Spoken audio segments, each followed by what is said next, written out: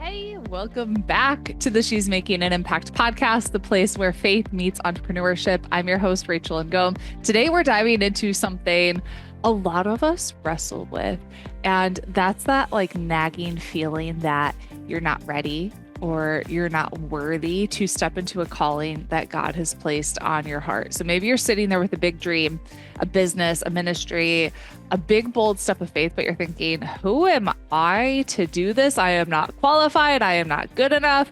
Well, you're not alone. Some of the greatest leaders in the Bible felt the exact same way. So grab your coffee, grab your Bible, notebook. Let's talk about, I'll share my story a little bit briefly, and then 4 stories that will encourage you to take the leap regardless of how you feel. So this is a normal feeling when we're going into uncharted territory or something that's kind of new for us.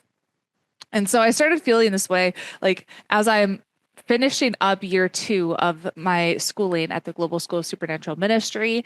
They're giving us more responsibilities. They're kicking us out of the nest, so to say, and having us do teaching and preaching and sending us off on our own. So I'm going to Missouri next week to lead a church, and we'll be teaching the healing model and deliverance and impartation, other stuff like that. And then in April, I'll be going to Cuba, and we'll be doing more of the same. And our teacher at Global School is like, Rachel, you're a teacher. You have like a teacher's gift. So teach, I want you to teach. And she wants me to preach. And I'm like, okay. Never thought of myself as someone who would preach. Oh, well, I know I teach, like that's what I've been doing with my business, but like she's like, oh, you're going to preach too in Cuba. I'm like, okay. Sure, I will.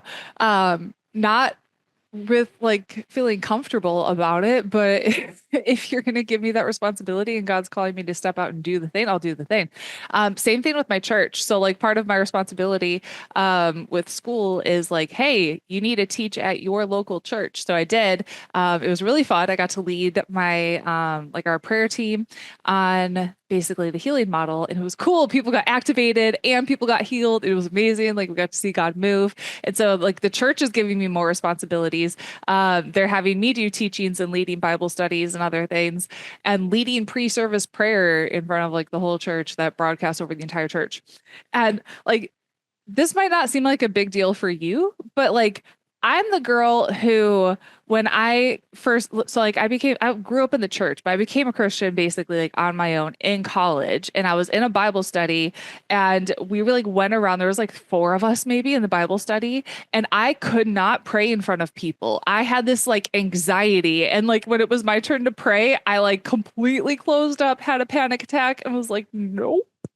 Same thing with public speaking, like was wouldn't, not my thing. And then once you know it, God's like, here's a stage, go.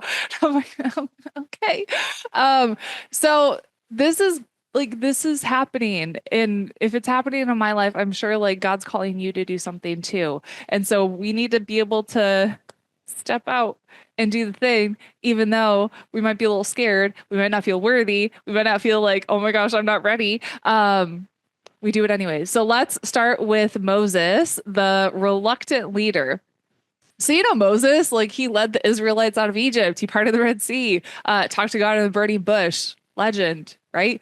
But when God first called him in Exodus 3, Moses was not feeling it. He's hiding out as a shepherd after fleeing Egypt, and God shows up with this massive assignment: go tell Pharaoh to let my people go. And Moses's response, I love reading those because I'm like, oh, I totally identify with this.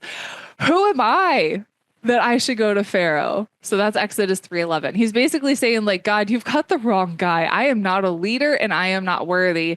And then he doubles down in Exodus 4:10 saying, I am not eloquent. I am slow of speech. And he's like throwing out every excuse, his past mistakes, his lack of skills. Does that sound familiar? So maybe you're telling yourself, like, I don't have the experience. I'm not eloquent. I am slow of speech. I've messed up too much to be used from God. And here's the thing.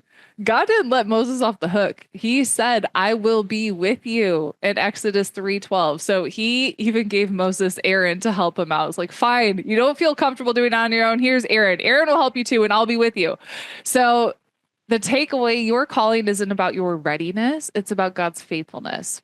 And he equips you as you go. You have to actually take that first step of faith, and God will equip you as you take that step. So if Moses could step up from fugitive shepherd to freedom fighter, you can step into the business or ministry too. So number two is Gideon, the underdog. So we've got Gideon. This is from Judges 6. So picture this. Israel's being oppressed by the Midianites. Gideon's threshing wheat in a wine press, hiding from the enemy. He's not exactly screaming mighty warrior material, right? But an angel shows up and says, "The Lord is with you, mighty warrior." That's in Judges 6:12. And Gideon's response, excuse me, but my clan is the weakest in Manasseh. I'm the least in my family. So basically he's saying like, I'm a nobody from nowhere. Why me? So he didn't feel worthy. He didn't feel capable. He even asked God for multiple signs, like the fleece thing, to make sure he wasn't imagining this calling. But God saw something in Gideon that Gideon didn't see in himself. And with just 300 men, he defeated an army as numerous as locusts in Judges 7:12. Awesome, right? So for you, this is huge. Maybe you feel like you're like the smallest person in your industry, or you're doubting your ability to make an impact. And Gideon's story says God doesn't call the qualified, he qualifies the called. And your weakness is where his strength can shine. All right, number three, Jeremiah, the young prophet. So let's talk about Jeremiah. God calls him to be a prophet in Jeremiah 1. And Jeremiah's immediate reaction is, I can't speak for you. I'm too young. He says that in Jeremiah 1:6. And some translations say, I'm only a child. He's overwhelmed. He's thinking his age, his inexperience, his lack of confidence disqualify him.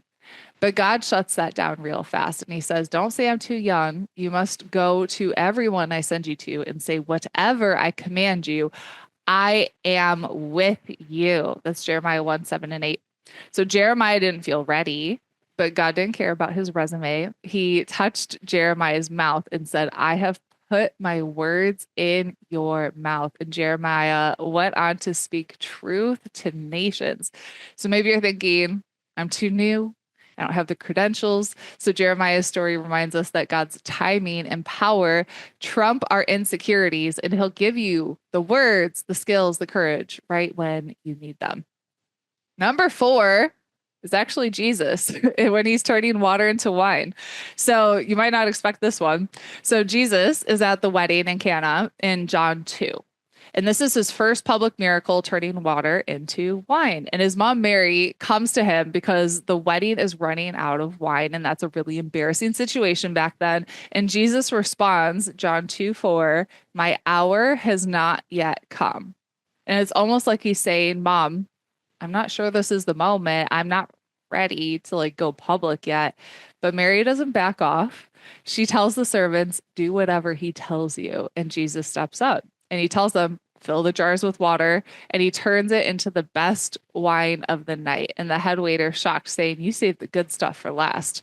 So Jesus didn't feel like it was his time, but he acted anyways because there was a need and he trusted God's plan. So maybe for you, your calling feels like premature, like this isn't the perfect time to launch. But Jesus shows us that stepping out, even when you don't feel ready, can reveal God's glory in ways that maybe you never imagined. All right, so here's the thread through these stories of Moses and Gideon and Jeremiah and Jesus. So they felt unworthy or maybe unready, but God called them anyways. And he didn't just call them, he equipped them, he stayed with them, and he used them to do incredible things.